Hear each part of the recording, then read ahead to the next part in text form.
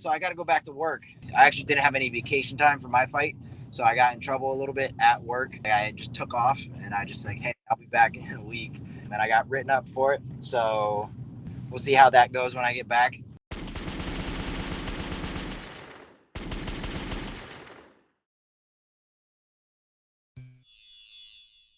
My next guest is coming off an impressive UFC debut, getting it done at UFC Singapore on August 26th in the first round. It's Billy Goff, live from the bank right now. Billy, how are you, man?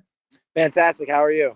I'm doing great. I appreciate you having me a part of your errands. I know it's back to reality after that big win on the weekend, but did you have any UFC jitters going in? It certainly didn't look like it. We hear about this when fighters, have that big debut, but you looked outstanding in there, man. It looked like you weren't nervous at all.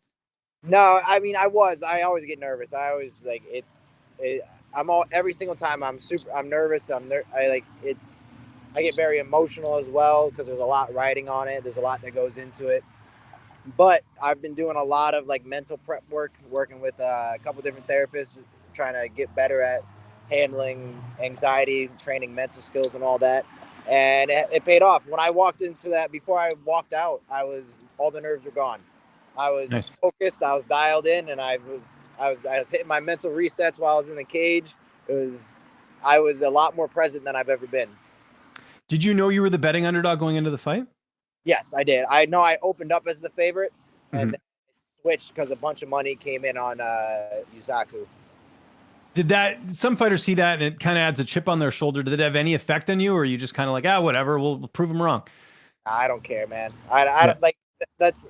Because now I'm starting to get a little better at it. Now I have a little bit more of a routine, and but before, like, everything else was just like I would wing everything.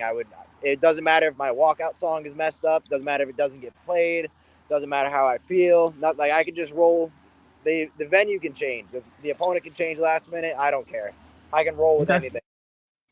That's great. How was the travel down there? Like getting to Singapore, like did everything go smoothly? I mean, obviously you can talk about it now, but what was it kind of, how did everything go on that front? Well, it was, so traveling out there, it kind of worked out perfectly. And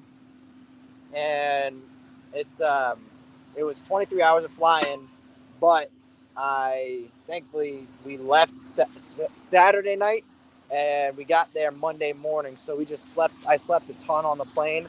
And I was able to just wake up Monday morning, get off the plane, and just start going. Sorry, I'm getting tired. No, it's all good. Quieter. It's a veteran move there. It's as far as the result, I mean, you get in the first round finish. I know you don't want to stay in there too long. You're not getting paid by the hour, but is that how you envision the fight playing out? Sort of give me your thoughts on how the fight unfolded. Yeah, there was actually an interview I did where I called it. I was like, I'm shooting for the first round finish. Like, it's always, and I don't really, I didn't say that's what was going to happen. That's just what I wanted to happen.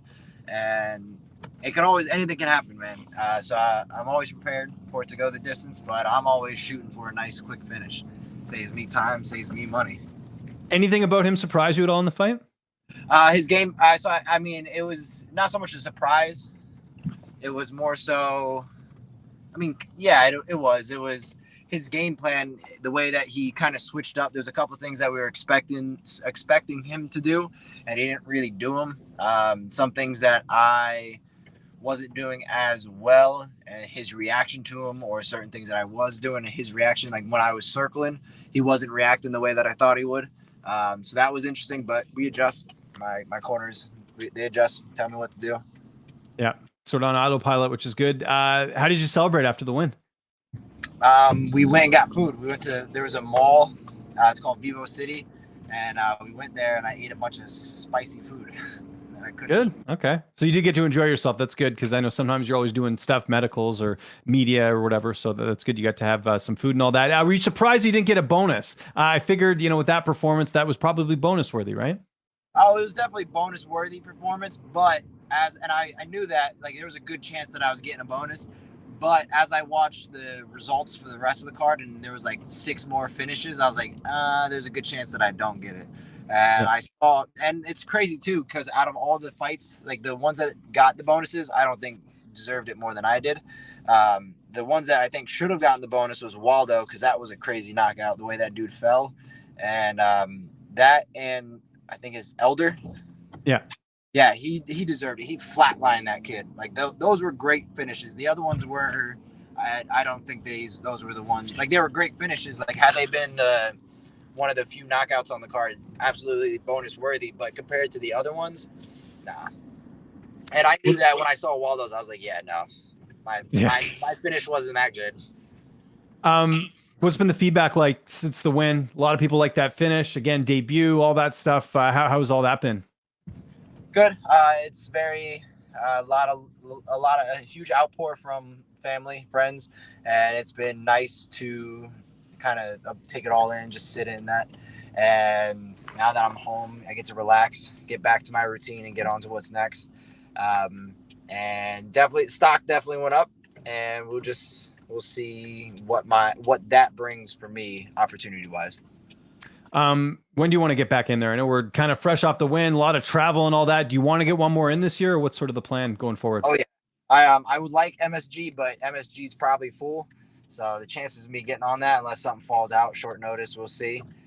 Which I'm not against. I'm against fighting somebody short notice because I'll be ready. I'm gonna start training. I'm gonna get something in before the end of the year, preferably sooner than later, so I can get something early next year as well. Any opponents in mind next? Not really. I mean, like it's hard because I did just make my debut, so I can't like the people that I want to fight are like Rock. I want to fight Rachmanov. I want to fight dudes higher up. They have undefeated records and they've broken the top 10. Those are the guys that I want to fight. So it's kind of hard to call out anybody because I don't really know as many people in the lower level. We know you're out doing errands right now. What do you got planned for the rest of the week? Obviously, you said you're going to get back to training soon, but I'm sure you got stuff you neglected during camp. What's everything looking like the next little bit? So I got to go back to work. Unfortunately, I actually didn't have any vacation time for my fight. So I got in trouble a little bit at work I just took off and I just like, hey, I'll be back in a week. And I got written up for it. So we'll see how that goes when I get back. And that's pretty much my only concern right now. I'm going to take it off. I'm going to take practice off. I'm going to relax and just focus on work and not losing my job. So I guess your bosses aren't UFC fans then. You got in trouble for this. So what exactly happened? No, it's my boss supports me. It's just like it's union. He's got to do what he's got to do. If I miss work and I don't have time to cover it, he's got to write me up. Okay, gotcha. What remind me again? What do you do for work? So I'm an electrical draftsman for Electric Boat. They build submarines for the Navy. Gotcha. Okay, so they probably need you around to do that type of stuff, right? So yeah. Yeah, they're hiring so many people. They don't really need me. I was actually going to leave, but then I was like, I got a mortgage to pay, so I might as well stay around. You. Yeah, for sure. Hey, Billy, thanks so much. I was going to say, thanks so much for doing this, man. I know you got to get back to the errands. If there's anyone you want to thank before we get out of here, any sponsors, any social media, I'll give you the last word. Absolutely. Just a huge thank you to my team. Everybody supported me through my camp. Everybody welcomed me home. Thanks to Brett for picking me up. And thank you for the time. Huge shout out to Cardboard Kids and Nummy's Bakery sponsoring me through my injury, through my recovery, through this camp. Huge sponsor to thank you to sponsor Accelerate Athletics, and follow me on Instagram, Goff.